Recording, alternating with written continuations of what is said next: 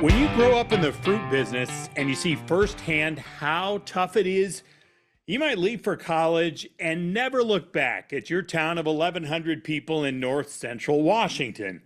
But not Kate Thornton, not Applegirlkait. Hi, I'm Dave Price, and this is the American Farmland Owner Podcast. Applegirlkait is Kate's chosen social media handle, and she has a following of hundreds of thousands of people. Many of them, she acknowledges, have nothing to do with agriculture, and that's great for her. They follow along as Kate explains how and where their apples, pears, and apricots come from.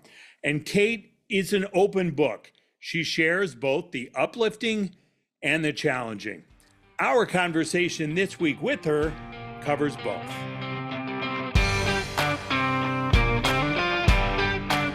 All right, explain a little bit about your background. So you've grown up in this and here you are still doing it as an adult.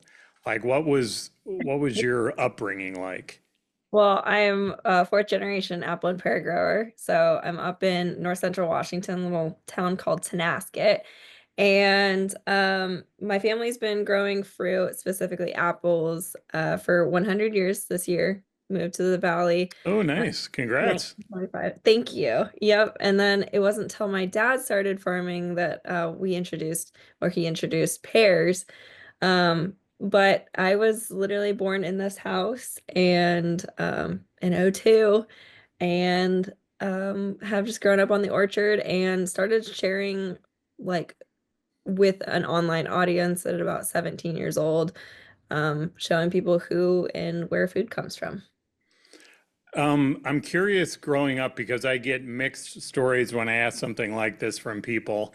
What were your folks like? Did they encourage, discourage, which one, for you to be in the business? Because some people are like, go off to college, learn something, don't ever turn back. Others are like, man, I sure hope you stay here your whole life and you take over the farm. Like what kind of upbringing did you have?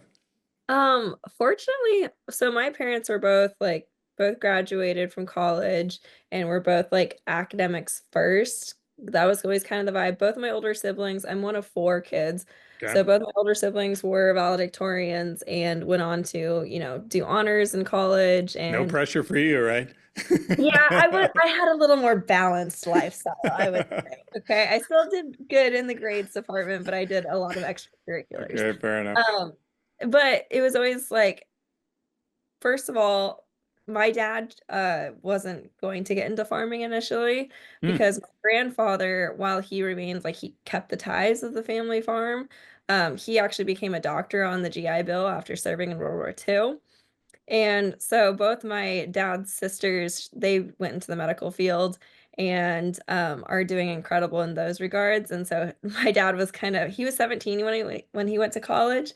And so he really didn't know what he wanted to do, but it took him a while of going through college to figure out, I just really want to farm.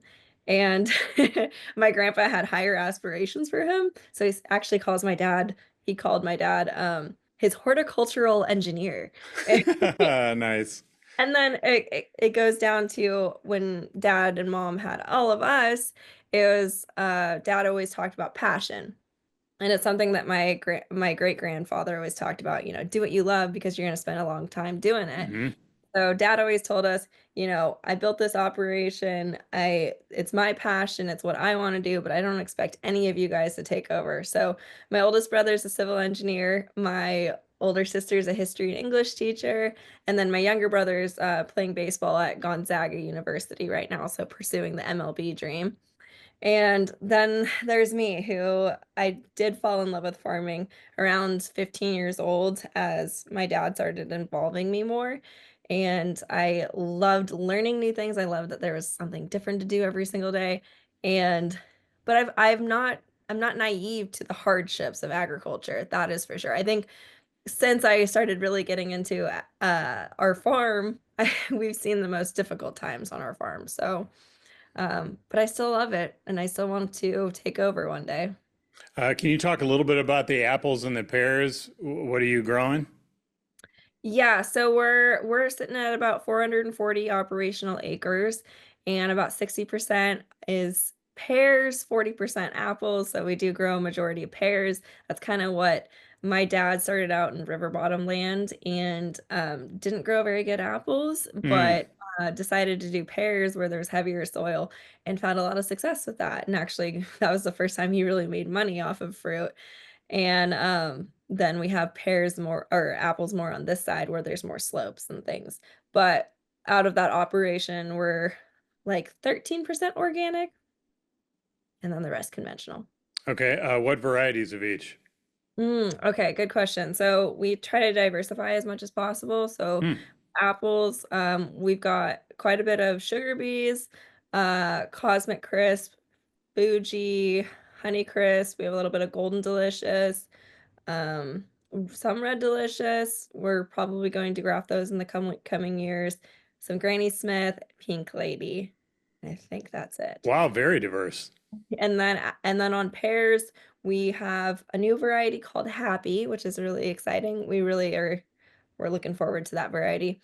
And then we've got a lot of Bosque, which are those like russeted Hmm. brown pears, a lot of Anjos, Bartlett's, and a few specialty varieties called Taylor's Gold and Concord. Can you, why'd you go so diverse both ways? Well, it wasn't me, but it was dad. Because first of all, a lot of tree fruit is biennial bearing. So one year it'll be heavier, next year lighter. Sure. The markets are always fluctuating. So if you look at like specialty crops like we grow, we're growing a piece of fruit that is expected to go from a tree through several layers, and then that same product is going from the tree to someone's hands. And so your markets kind of vary year over year. One year, Cosmic Crisp might be super popular, and everyone's growing a ton of Cosmic Crisp. The next year it might be Honey Crisp, and so you're trying to mitigate your risk by spreading your varieties out. And also timing, harvest timing has a lot to do with it because we're picking every single piece of fruit by hand. You're moving a crew around, and so you got to set yourself up for what makes most sense for moving that crew around because right now it kind of sucks because we're bouncing back and forth across the river. That means we're moving tractors over and we're moving ladders over, Mm. moving people over. And so you want to make sure that you're setting yourself up so you can start harvesting Honeycrisp and then maybe move into Fuji's, so on and so forth.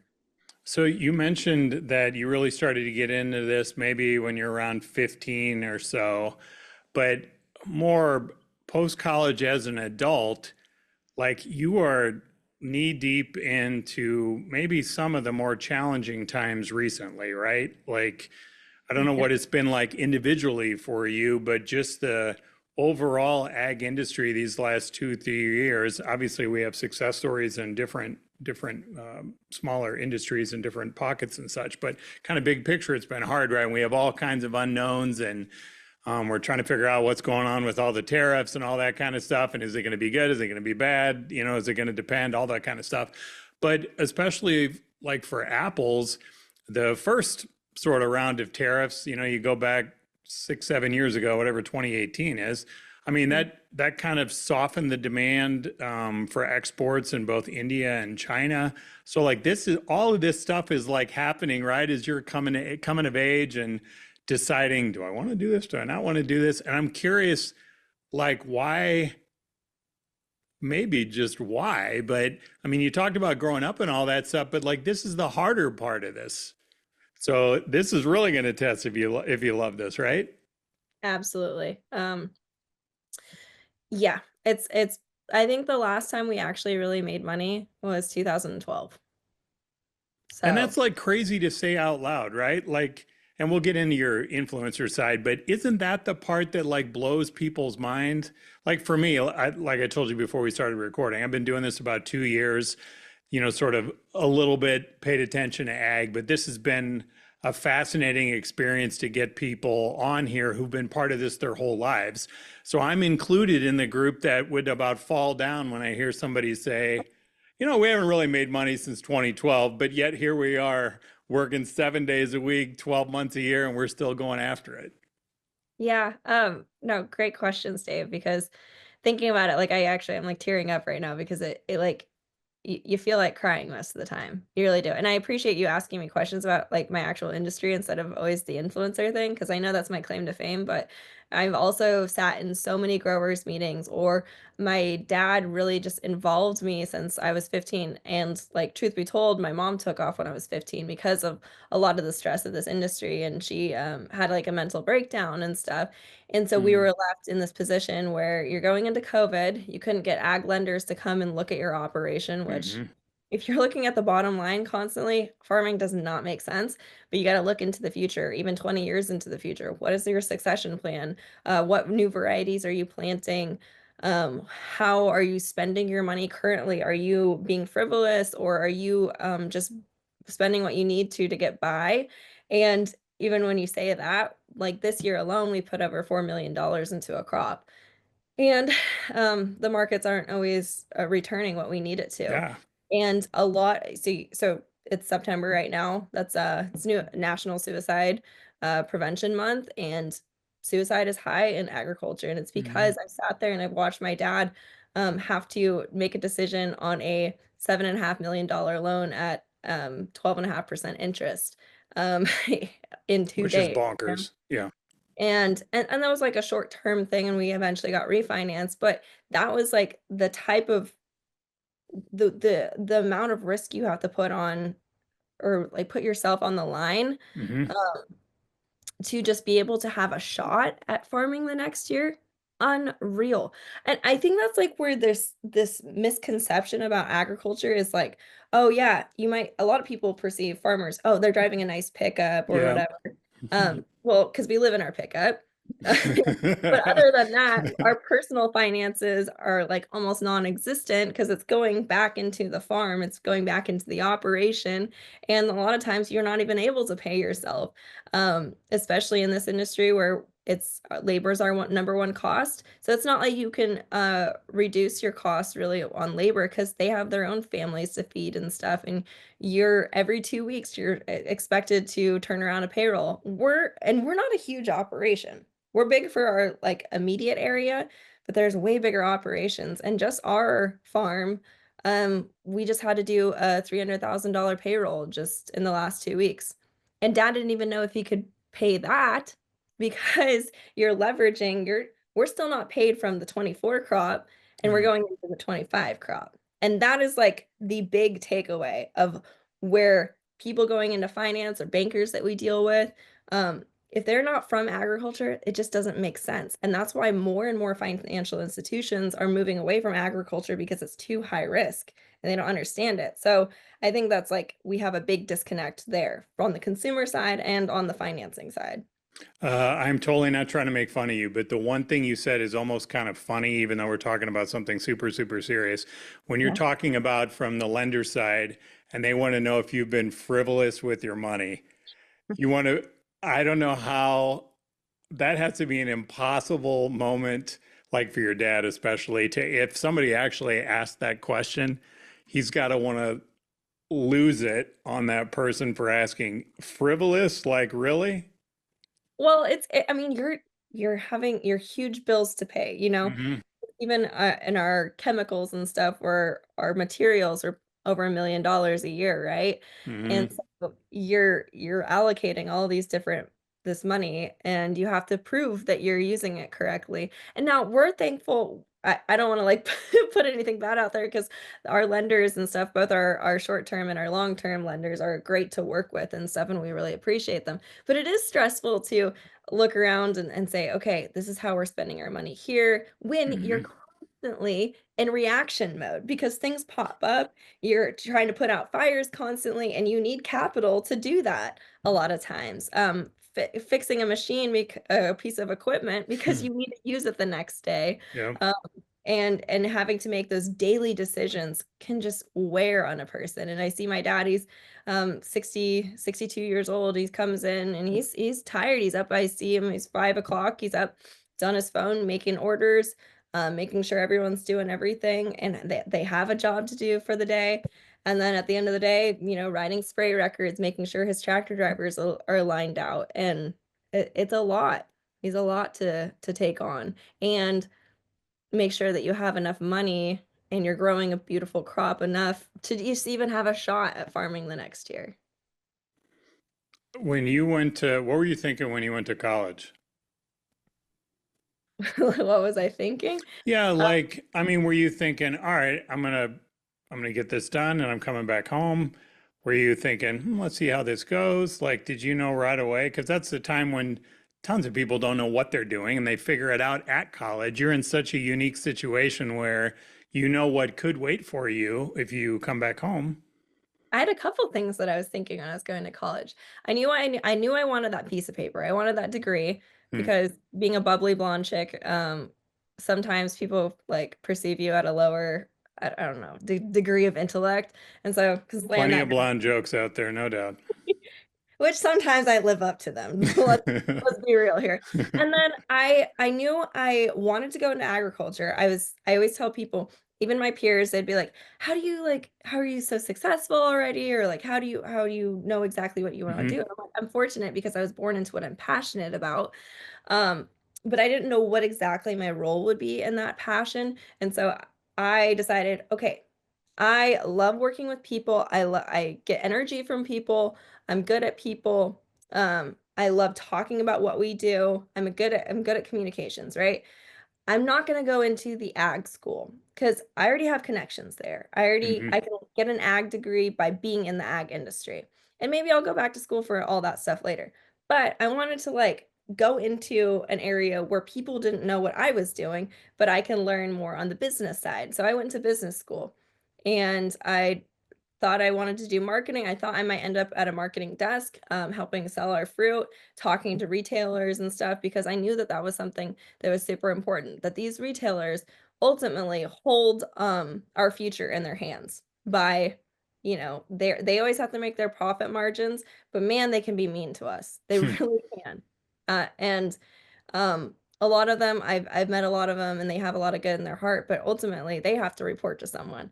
And Sure. so they have to make those quotes or those numbers work for them. But they also need someone that is there reminding them this decision or these prices directly impact a lot of people. In Washington state, the tree fruit industry or just the apple industry supports over 60,000 jobs.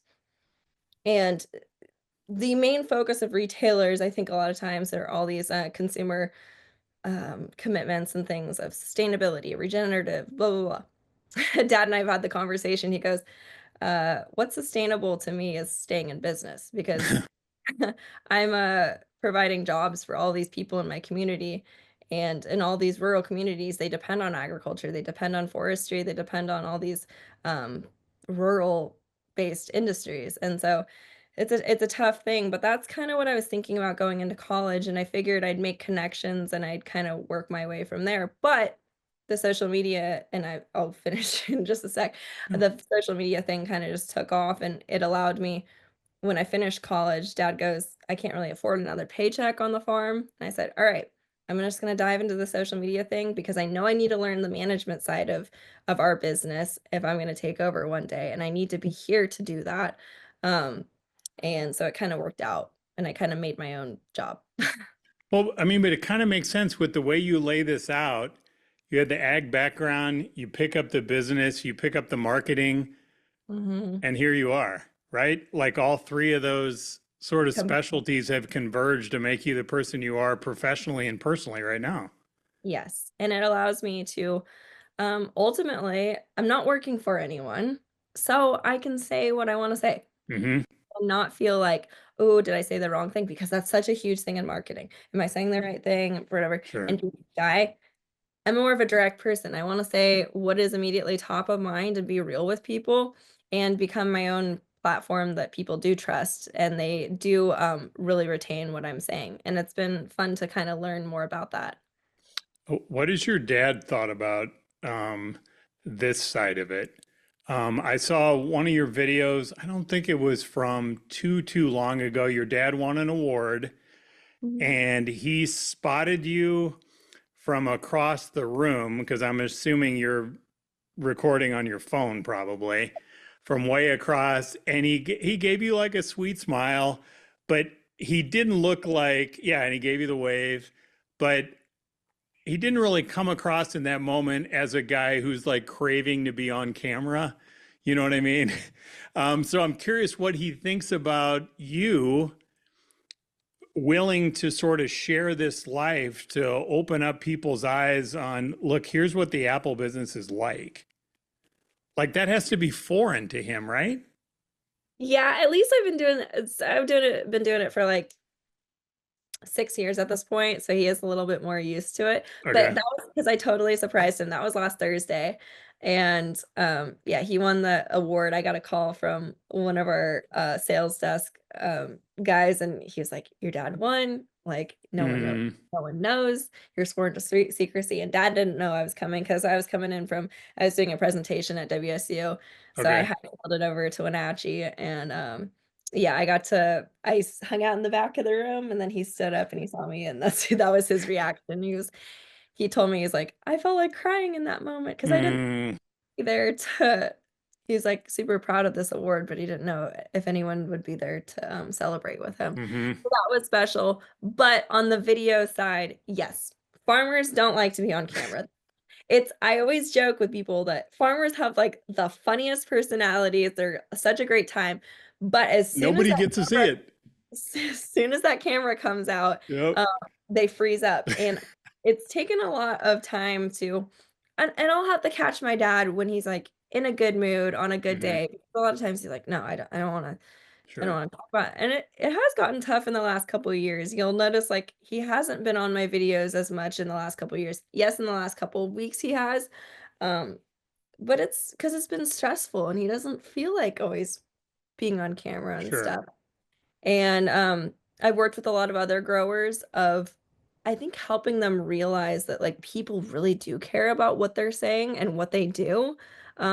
Because just ultimately farmers are around other farmers and then they don't think what they do is that important, but helping them realize, okay, that's a great story. People are going to love this. And taking those little story bites or those words of wisdom or that emotional side in a minute and a half or less long videos usually, and helping them realize that like that's worth sharing. And then also once I do post it or whatever, sharing the results, I think it's been really fun. But you have, because your following is so big, though, you have non-ag people there too. Oh, So you're talking to people who, frankly, all they know about apples is they like to eat them, right? Like they don't have any idea how they've made it from you to us. So what do you try to convey in videos when you know you're kind of talking to both your community plus wider than that? yeah. What I found is even when I'm talking about, like, basic things, a lot of farmers have told me, "I love your watching your videos," or dad's even told me, he goes, "I love watching your videos because I think it's interesting, even though it's something Hmm. I do, it's just fun to see someone talk about it and explain it in these, because I have to, like I'm learning too, right? You're constantly learning and farming. So I'm like, "Dad, why are we doing this?" And he explains it to me. I'm like, "Oh, that's a great video." But having to take it out of the farmer's terminology, because Hmm. sometimes hey, we're talking about packouts, we're talking about returns, we're talking about blocks and things, and that's not what the general consumer, that's not how they Sure. talk about farming. So having to put it in layman's terms for them, it's this interesting bridge that I have to kind of create. Hmm. And yeah, even when I'm working with, so brands will reach out to me, and I work with consumer facing brands, or I'll work with like B2B brands that are trying to reach those farmers. And I'm like, hey, I can't talk about your product or service in complete farmers terms because I also have to remember that like probably 85% of my audience, now that it's gotten big enough, is Yeah. actual general consumers. Yeah. So I'm going to talk about your product or service as if I'm talking to the general consumer. And it honestly works in a marketing perspective because it feels less like a sales pitch to these Hmm. farmers. Instead, they're just being informed about a product or service, and it's not like a threatening, like, we want you to buy this or whatever. They're just like, oh, this is something Kate's talking about or using on her farm, and I think that's interesting. And they feel like they're part of that general audience, if that makes sense. Oh, for sure. And you're bringing the street cred to it. So while you're making it broad enough so people like me can understand, you bring the background to it. So you're, translating it in your mind to then Yes. explain it in simpler terms without the jargon for us. Which I'm like, it's been fun because I've kind of developed this like how to analyze these different concepts and then work in a creative plan.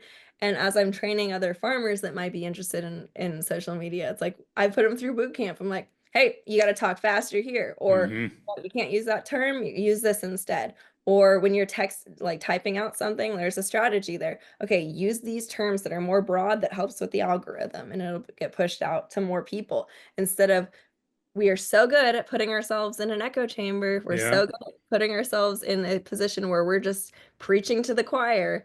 And agriculture has become like constricted in that way. And so you got to think about okay, who is our consumer? And that's something I had to learn. That's why when I got started, growing up, you pick the fruit, you put it on a truck, you don't really think about it again. And it wasn't until I started selling fruit around my community and posting on social media that I got to really hear that feedback from consumers. Because you ask about what my dad thinks about all of this. Hmm. When I first started, he goes, "This is incredible because you're reaching that end consumer." And we've never really been able to do that in the last 50 years or so because there's always Nice. a retailer.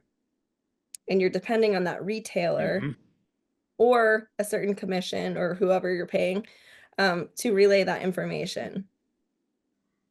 Okay, so let's put you on the spot to close here based on your background.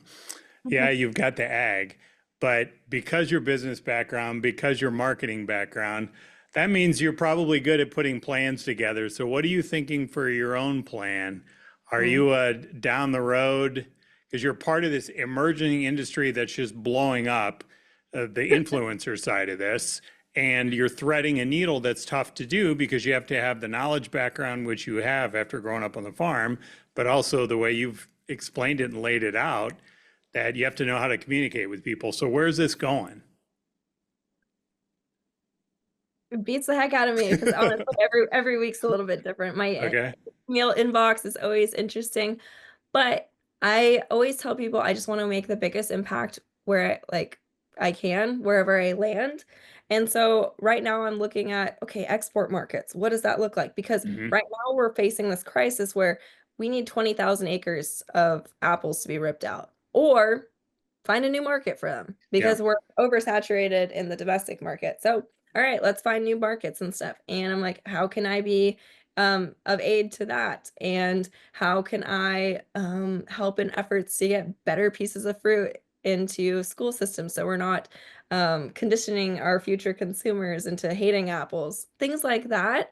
But then on a personal standpoint, I've got my business, Kate's Crates, and I'm looking for a way to leverage my social media following and be able to reach those end consumers, maybe through like e-commerce of selling not necessarily my pieces of fruit, but maybe some byproducts. So working on getting a website started and stuff. But I continually I take any opportunity that I can really. So it's resulted in a lot of travel, a lot of different experiences, a lot of people that I've met, and I just start out in the morning, pray about it, and then see what the day provides for me, and I kinda go from there. I'm a good reactor. Dad and I talk about that. We're good reactors, and we're not the best planners. Um, and I was listening to a TED Talk earlier, and it talked about, uh, like moderate procrastinators. You start thinking about something, but you might be slow to finish it Okay. because there's so many different ways that you can pivot along the way. And so that's kind of where I found that I fit in. Awesome. Thank you so much for sharing your story. Been great to talk to you. Thank you. You can learn more about Kate's Crates in our profile piece about Kate. It's in the weekly American Farmland Owner newsletter. It's the place where landowners get their news, real conversations with producers like Kate, plus the latest trends, challenges, and opportunities. Check it out now at AmericanFarmlandOwner.com.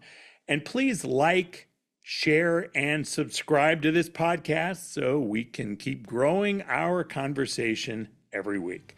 Thanks for joining us here on the podcast. and thanks for caring about the future of our farmland.